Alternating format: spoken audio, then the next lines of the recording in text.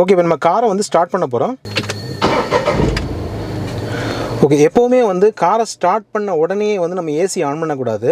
At least ஒரு 10 செகண்டாவது time கொடுத்து தான் வந்து நம்ம ஏசி வந்து ஆன் பண்ணணும். ஓகே, இப்போ நம்ம ஏசி ஆன் பண்ணிட்டோம் இல்லையா? ஏசி ஆன் பண்ணும்பொழுது பொதுவாக நார்மலாக பார்த்தீங்கன்னா அந்த கம்ப்ரஸரும் வந்து ஆன் ஆகிடுச்சு. கவனிச்சிங்களா?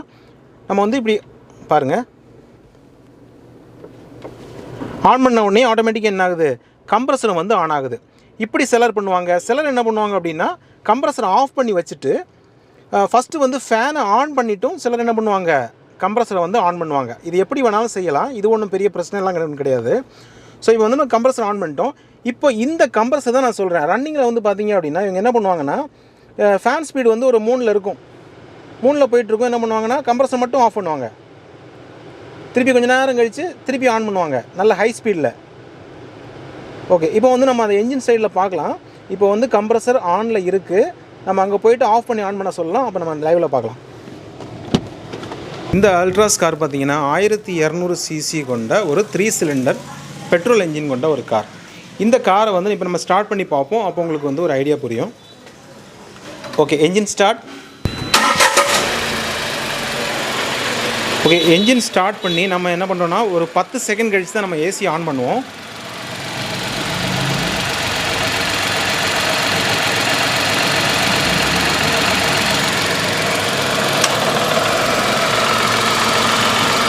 இப்போ பார்த்தீங்கன்னா ஒரு 800 RPMல வந்து ஏசி வந்து ஆன் ஆகிருக்கு.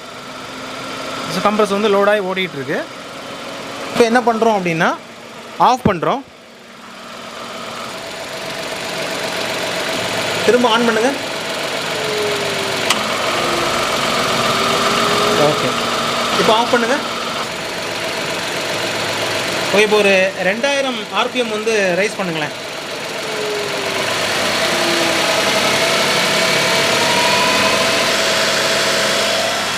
ஓகே, இப்போ AC on.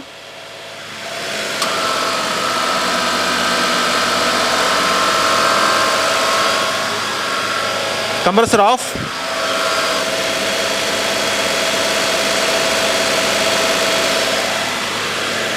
Compressor on.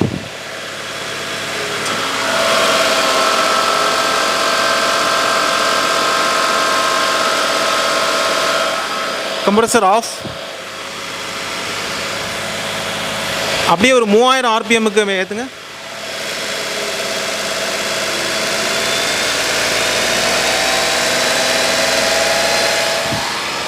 Compressor on.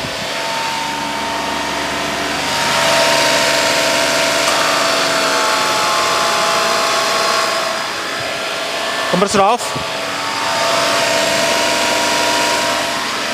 Compressor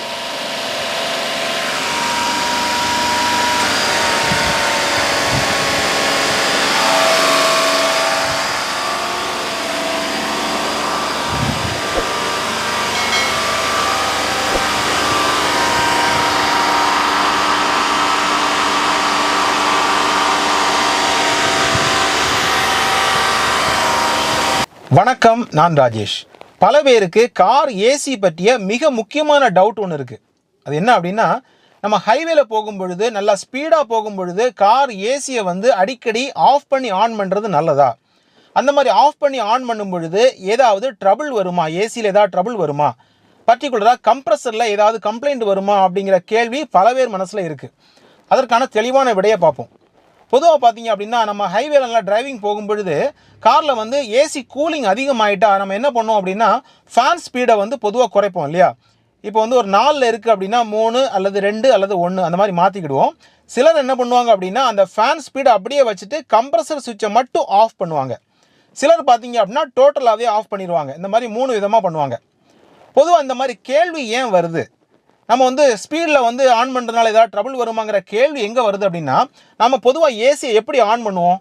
வண்டி ஸ்டார்ட் பண்ணி ஒரு டிஃபால்ட்டாக 600 to 800 RPMக்குள்ளே வந்து நம்ம என்ஜின் ஓடிட்டுருக்கோம் இல்லையா? ஒரு 600லேருந்து 800 RPM தான் வந்து நம்ம டிஃபால்ட்டாக நம்ம என்ஜின் ஓடும். அப்போ நம்ம என்ன பண்ணுவோம், ஏசியை வந்து ஆன் பண்ணுவோம்.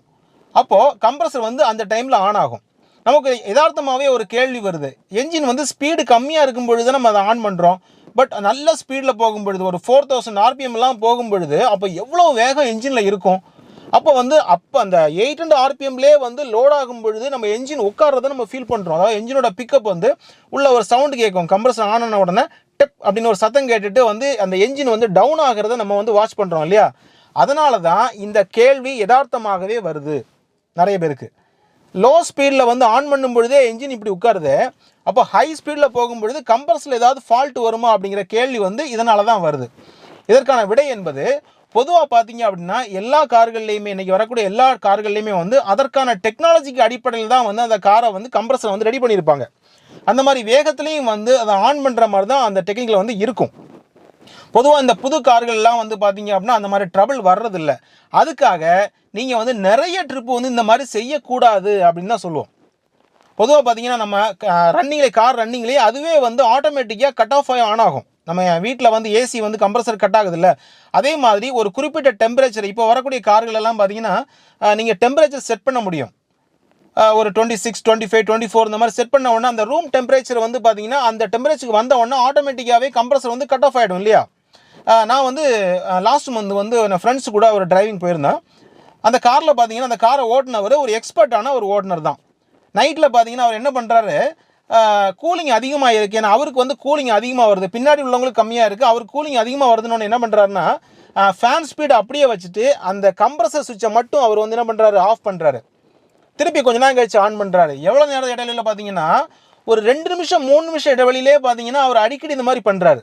கிட்டத்தட்ட ஒரு 300 கிலோமீட்டர் பயணத்தில் ஒரு 100 தடவையாவது அந்த மாதிரி செய்திருப்பார். அப்படி செய்கிறது டோட்டலாக வந்து பார்த்தீங்கன்னா ஏற்றுக்கொள்ளப்படாத ஒரு தவறான ஒரு விஷயம்.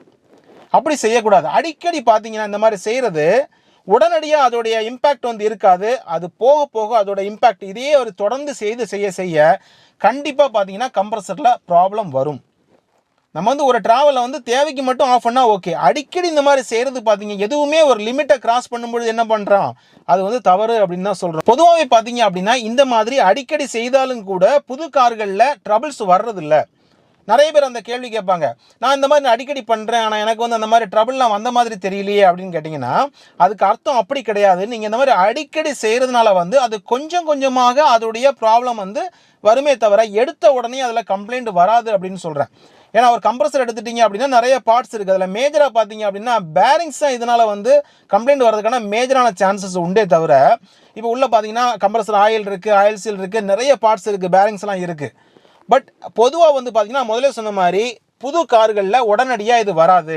இது மேஜராக இந்த கம்ப்ளைண்ட் வந்தது பார்த்தீங்க அப்படின்னா பழைய கார்களில் இந்த மாதிரி கம்ப்ளைண்ட்ஸ் நிறைய வந்திருக்கு அவங்களுக்கே தெரியாமல். இப்போ என்ன பண்ணுவாங்க அப்படின்னா கொஞ்சம் கார் வந்து ஓல்டான பிறகு என்ஜின்லாம் வந்து நல்லா ஓட ஆரம்பித்த பிறகு அந்த கம்ப்ரஸர் லோட் ஆகும் பார்த்தீங்களா, கம்ப்ரஸருமே கொஞ்சம் பழசாக இருந்துச்சு அப்படின்னா அடிக்கடி இந்த மாதிரி ஒரு ட்ரிப்பில் வந்து பார்த்தீங்கன்னா 100 தடவை இந்த மாதிரி ஆஃப் பண்ணி ஆன் பண்ணிங்க அப்படின்னா கண்டிப்பாக மிக சீக்கிரத்திலே கம்ப்ரஸர் ப்ராப்ளம் வரும். அப்போ என்ன செய்யலாம்? அப்போ பல பேர் கேட்கலாம், அப்போ நான் ஒரு பழைய கார் வச்சுருக்கேன் சார், இதுக்கு என்ன செய்யலாம், கூலிங் வந்து அதிகமாக வந்தது, நான் என்ன செய்யலாம் அப்படின்னு பார்த்தீங்கன்னா ரொம்ப சிம்பிள். நீங்கள் வந்து ஃபேன் ஸ்பீடை குறைச்சிக்கிடலாம் ஒரு வழி. இப்போ 3ல் வச்சுருக்கீங்க அப்படின்னா 1ல் வச்சுட்டு அந்த ஏசி வெண்ட் இருக்குல்ல அதை கொஞ்சம் அங்கிட்டு இங்கிட்டமா திருப்பி வைக்கலாம், அது ஒரு வழி. ரெண்டாவது ஒரு வழி பார்த்தீங்கன்னா நீங்கள் மேனுவல் கார் வச்சுருந்தீங்க அப்படின்னா இந்த மாதிரி ஸ்பீடில் போயிட்டு இருக்கும்பொழுதே எனக்கு கட் ஆஃப் பண்ணிடுங்க, ஆஃப் பண்ணிக்கிடலாம். ஆனால் திருப்பி ஆன் பண்ணும்பொழுது என்ன செய்யலாம் அப்படின்னா கிளச்சை அமுக்கிட்டா ஆட்டோமேட்டிக்காகவே என்ஜினோட ரைஸ் வந்து என்ன பண்ணிவிடும், ரவ் வந்து குறைய ஆரம்பிச்சிடும் இல்லையா? டிஃபால்ட்டாக அது 800 ஆர்பிஎம்முக்கு வந்துடும். வந்த உடனே நீங்கள் என்ன பண்ணிக்கலாம், ஆன் பண்ணிவிட்டு அப்படியே கிளச்சில் கால் எடுத்துக்கலாம், இது ஒரு வழி. இல்லை அப்படின்னா நீங்கள் ரன்னிங்லேயே பார்த்தீங்கன்னா லைட்டாக நியூட்ரலில் போட்ட உடனே என்ஜின் வந்து குறையும். பட் அது ரெக்கமெண்டட் கிடையாது. இருந்தாலும் நீங்கள் வந்து நியூட்ரலில் போட்டுட்டு என்ஜின் ரைஸ் வந்து அந்த ஸ்பீடு வந்து குறைஞ்ச பிறகு நீங்கள் என்ன பண்ணலாம், ஆன் பண்ணிவிட்டு திரும்பி நீங்கள் வழக்கம் போல் நீங்கள் கியரை போட்டு மூவ் பண்ணலாம். இந்த மாதிரி 2 விஷயம் பண்ணிக்கலாம். இது மேனுவல் காராக இருந்தால். இதுவே ஆட்டோமேட்டிக் காராக இருந்தால் எப்படின்னு பார்த்தீங்கன்னா ஆக்சலரேஷனில் வந்து நீங்கள் லைட்டாக கால் எடுத்துட்டீங்க அப்படின்னா என்ன பண்ணும், அது வந்து என்ஜினோட ரைஸ் வந்து குறையும் பொழுது நீங்கள் அந்த மாதிரி பண்ணிக்கிடலாம். ஆனால் இதெல்லாம் பார்த்தீங்கன்னா கொஞ்சம் பழைய கார்களாக இருக்கும் பட்சத்தில் கம்ப்ரஸர் வந்து கொஞ்சம் வீக்காக இருக்குது அப்படின்ற மாதிரி தெரிஞ்சிங்கன்னா இந்த மாதிரி செஞ்சுக்கிடலாம். பல பேர் என்ன சொல்லுவாங்க அப்படின்னா அதெல்லாம் கம்ப்ளைண்ட் வராது அப்படின்னு சொல்லுவாங்க. நான் என்ன சொல்கிறேன் அப்படின்னா வராது அப்படின்னு சொல்லவே முடியாதுங்க. நாம் செய்யக்கூடிய சில தவறுகளே வந்து பார்த்தீங்கன்னா நமக்குள்ள இன்டர்னலாக காரில் டேமேஜ் ஏற்படுத்துறதுக்கான வாய்ப்பு நிறைய உண்டு. அதனால தான் சொல்கிறேன், அடிக்கடி இதை செய்கிறாதீங்க. ஒரு புது காராகவே இருக்கட்டுமே, இப்போ ஒன்றும் இல்லை, புது காரே வச்சுருக்கீங்க, ஏன் வந்து நீங்கள் அடிக்கடி இதை செய்கிறீங்க? உங்களுக்கு மாற்று ஆப்ஷன் இருக்குல்ல. அப்போ ஏன் பார்த்தீங்கன்னா நீங்கள் அடிக்கடி கம்ப்ரஸரை வந்து இப்படி கட் ஆஃப் பண்ணி ஆன் பண்ணுறீங்க? வண்டி போயிட்டே இருக்கும், ஃபேன் ஓடிட்டே இருக்கும். ஒவ்வொரு 2 நிமிஷத்துக்கு ஒரு தடவை கம்ப்ரஸரை ஆஃப் பண்ணுறதும் திருப்பி ஆன் பண்ணுறதும் ஆஃப் பண்ணுறதும் ஆன் பண்ணுறதும் வண்டி பார்த்தீங்கன்னா ஒரு 100 120 போயிட்டுருப்பாங்க.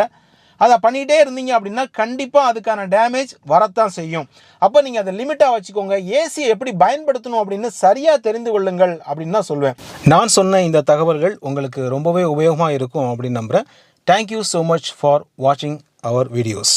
தேங்க்யூ.